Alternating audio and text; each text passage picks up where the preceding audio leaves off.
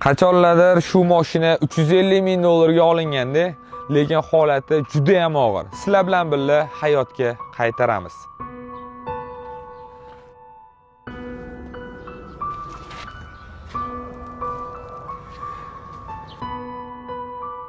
Tushunishlik uchun bu mashina saqlab qo'yilgan, pashti yurmagan. Yili 2010, lekin probegi 70 ming kilometr yurgan. Akalar, bu nimaga 350 ming dollarga olinganligini sizga hozir aytaman.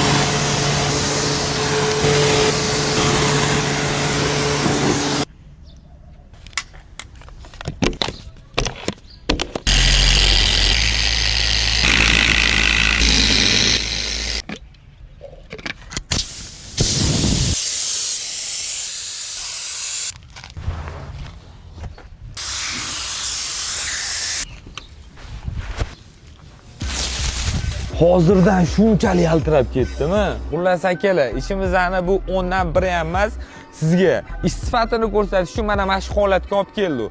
Nimaga qimmatligini o'zingiz bildingiz. Chunki bu Range Rover Mansory tomonidan tuning qilingan. Xullas taxminan 16 yil oldin. Endi detailing studiyaga boramiz-da, dalchi mehr beramiz.